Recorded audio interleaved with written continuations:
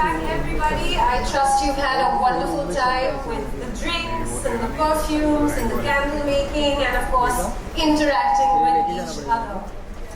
I'm Ramona Arena, and I'd like to take a moment to thank HSBC as well as our co-partners, Diageo, Natural Diamond Council, Taj Palaces and Hotels, and Vogue Business.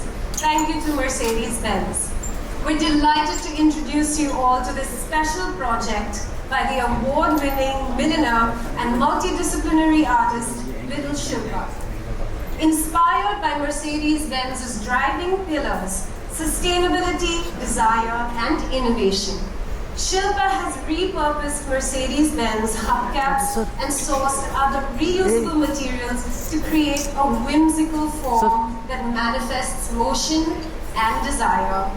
Powerful ideas that move our world. Shilpa Chavan, also known as Little Shilpa, tries to fuse unorthodox elements to create art installations, photography, millinery, films, and performances. She has also collaborated with Lady Gaga, Paloma Faith, and Sonam Kapoor, and has showcased her creations at London Fashion Week and Paris Fashion Week. So I now present to you what you're about to witness.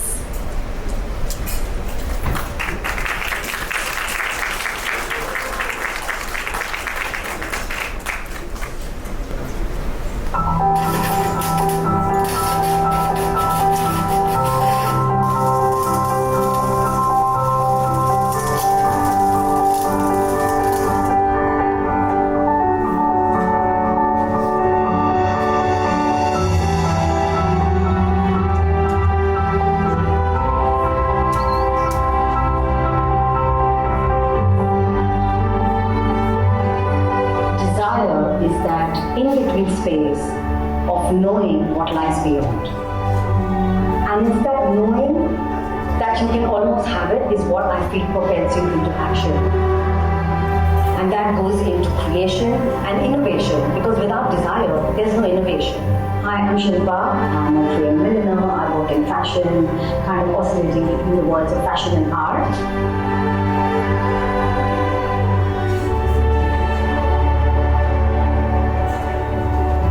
When I was first approached by Mercedes Benz and Tata Little Luxury, I was like, okay, let me do something which is, just a free-flowing form. But each time I started to design something, I was like, no, but it always has to have a human connect, which is the reason why I built it around a human figure.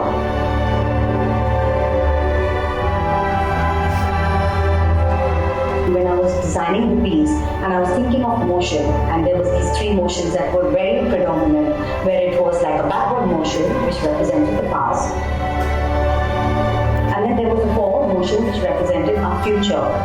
Funnily, what happened is when I was making the piece, I ended up working with 3 hubcaps at one given time, because what happened is when I would fit in one piece, the other 2 pieces had to fit in. So if I was in the present, which is in the center, I had to think of what I had done one step back, and also think of what I was doing one step forward. What actually works is to kind of do so little that it says so much. So which is why the idea of motion only stays in the headpiece, because that's also how your brain functions. Sustainability is one of the key pillars at Mercedes Benz.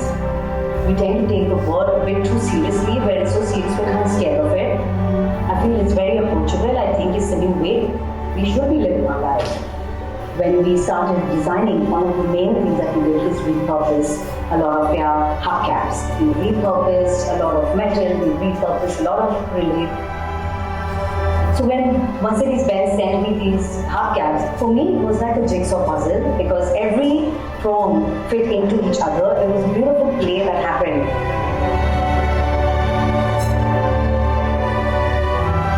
Where is passion, where is power, and that's the only thing that again will propel us into action.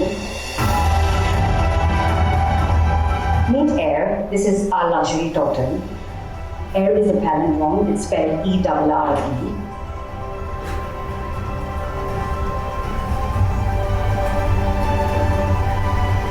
everything always has to come back to us first. Because only if it comes back to us can it go through us out into the world.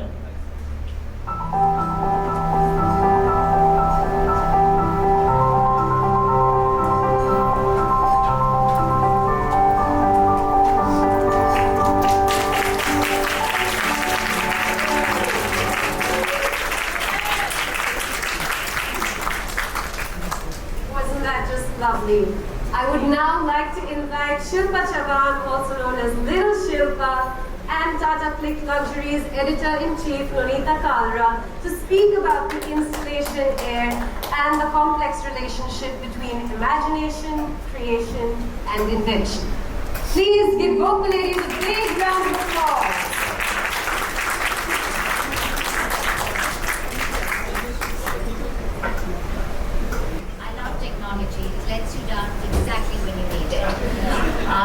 I had so many questions that I wanted to ask Shilpa, and all of them have left my head because I want to start this evening by raising a toast to air.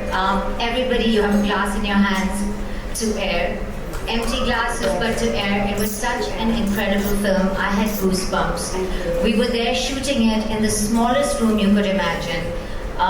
Almost as small as Shilpa and me over here. But the magic that she creates, she can do in any space. And Shilpa, I just want to ask you, it's very, very hard when an artist like you gets a brief. But when we said the word Mercedes Benz to you, what did it spark in your head to create something like this? I'm a wannabe nerd. So when something comes to me, I like to research it. Because then, if questions are kind of thrown at me, I already know the answers, but I'm not going to do anything that I research. So when Mercedes came to me, I was like, okay, let me just create something, and let me work with their three main pillars. Let me work with the words.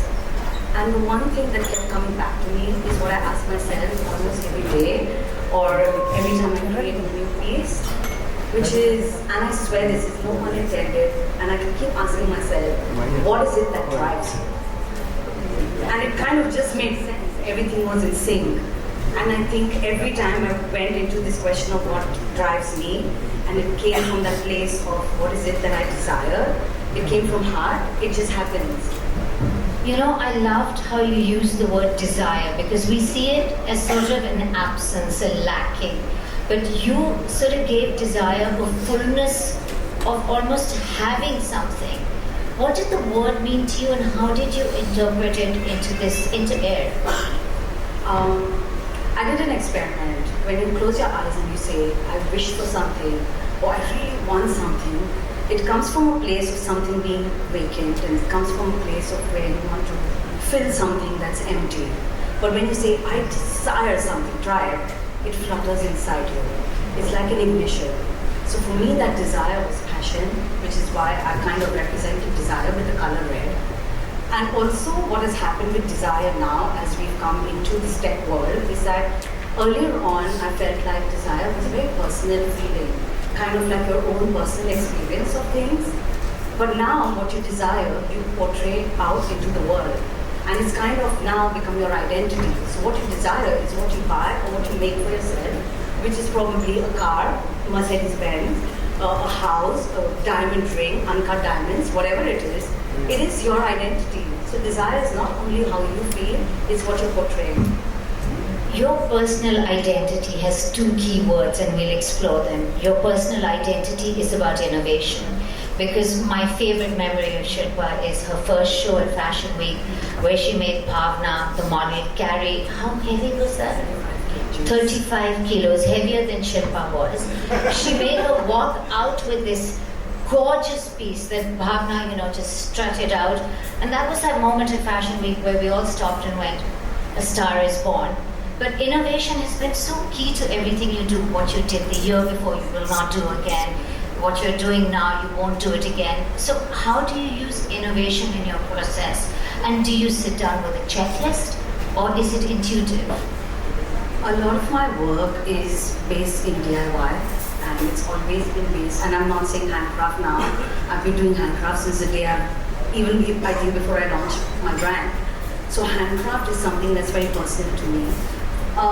So every time you're working with your hands, and if I'm working with, and I've always repurposed everyday objects. I've repurposed things that I loved that I didn't want to throw. And I'm talking 25 years ago. I'm not talking about it now because it's not a hashtag word for me. It never was. So every time you're kind of reusing something, there are 10 ways of repurposing it. So innovation just happens intuitively. There's no plan. But what happens when you're working with innovation is, I think it's my imagination that kind of triggers the innovation, which goes into probably creation, invention. So there are all these cousins that are kind of sitting together, and I've made sure that I'm best friends with all of them, so that I can use either of them to be, to kind of indulge me when I say I want to do creative atmospheres, or I want to do like a headpiece that's telling a story that only I want to see, or an apparel collection.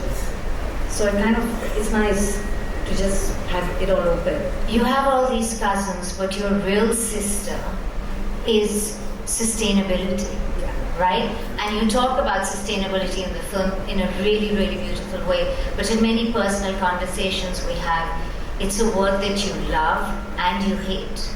Yeah. So sustainability, I've been listening to conversations, not only today, but over the internet. And we are all some of us are behaving like sustainability is a new word that came into our lives. It's been around, guys. I mean, COVID is a new word, but sustainability has been around. We've only now acknowledging it, and because we've acknowledged it, now we've got to get an understanding of it. So what I do with sustainability is, I think it's a conversation with Mother Nature. So the way I think of sustainability is that Mother Nature, being Mother Nature, was just giving us with love, and we were just relentlessly just taking. And after a point, she was like, it's okay, they're my children, I'll give. But after a point, she was just like, wait a minute, stop, right? And then she was like, you know what, if you can't take care of me, I'm going to take care of myself, self-care. And then she said, I'm drawing boundaries. And then she said, and whilst I'm doing that, you be quiet. And you listen to yourself. And you listen to what I'm trying to tell you. And can you imagine the words that came about everywhere in the lockdown is self-care, is boundaries, and meditation, medication, is all it's probably loudspeakers that we're not listening to. So we have to quieten down. So for me, sustainability is this conversation with nature and how are we going to sustain the resources that we have, whether it's a plastic bottle or whether it's a safety pin or whatever it is. So how did you use this practice in air? Because it was really interesting, and I was there to see the process, but talk to us about the sustainability right from that secret bag that you turned around, went home and picked up. That's intuition at play. And whilst I was creating air, and I've never done this, every time I build a collection or a piece, I've always sketched it out first. So I know exactly what it's going to look like and I know how I'm going to build it. But with air, every time I went to air, there was, of course, this word that really kept coming to me, and I was like, why am I going back and forth? Which is the reason why I was like, I'm going to call it air. So I called it air, and while I was doing that, I think, yes, I had to use the hubcaps, but for me, the hubcaps then became, kind of a metaphor for life's journey. So, and then a metaphor for how your brain works, which is why the headpiece has two motions. So it goes backwards, so they're going into your past learnings and taking past experiences. And then you pause in the present, which is why the piece in the center does not move. And then you take your past learnings, you pause in the present, think about what you've done, take responsibility for what you've done, and then move into the future. We can't just walk into the metaverse without knowing what we're doing. I kind of walked into the metaverse, now walked into my own video, so it can't be that. No, but you were telling us, actually I saw this, right, while you were doing the installation. You were coming for the shoot, and to complete the installation, and you turned around and you picked up a bag of stuff that you had already used. And what Shilpa and I keep talking about, sustainability is reuse, repurpose, rewear. Yeah. Do you want to tell us about how you worked with the acrylics from various old shows and pieces that you had? That was really interesting. So the headpiece is from a lamp I've designed perhaps maybe a couple of years ago. The visor piece, the feathers came in towards the end because I thought it can't look so hard and it can't look so industrial. There has to be that lightness of being, which is why the feather pieces came, and you kind of get the sensation of flight and being light.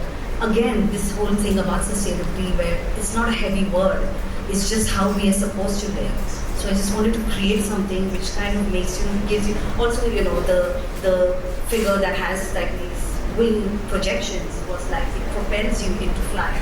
So everything was trying to kind of portray a positive message, whilst I was also using acrylic, but acrylic again, I was asked that, you know, is it really sustainable? But yes, if something can be repurposed and reused more than 7 times, then yes, it's not biodegradable, but I can sustain the use of acrylic. And we were making the piece, we were putting it together, and while we were drilling it, we broke one of the pieces, but we just buffed it and reused it. That for me is repurposing and sustaining whatever. I didn't go and cut a new piece, so we just reused it. Shilpa, so my last question to you. You've done this beautiful piece. What would you do next if you had at your fingertips innovation, sustainability, and the word future? What would you create next? My dream is to do through what I create, whether it's my work or what I do in my life, is to really propagate this whole idea of EQ over IQ. I feel like EQ is so important today. It's kind of what is saving us and bringing us back to this new reimagined world. IQ brought us, you know, into the pandemic. So yes, IQ is important, but I feel EQ is really where we're at. We need to step into this world with EQ. So definitely create and definitely come from a place of using emotional intelligence, more so emotional integrity. I think that's where I want to go. So we end this conference, well, this last conversation, with so many thoughts: the future, the present, building a better future. And I'd like to toast, you know, this session to the incredible lightness of creativity, and to you, Little Shilpa. Thank you for doing this. To Air, our totem and our mascot for this evening. Thank you so much.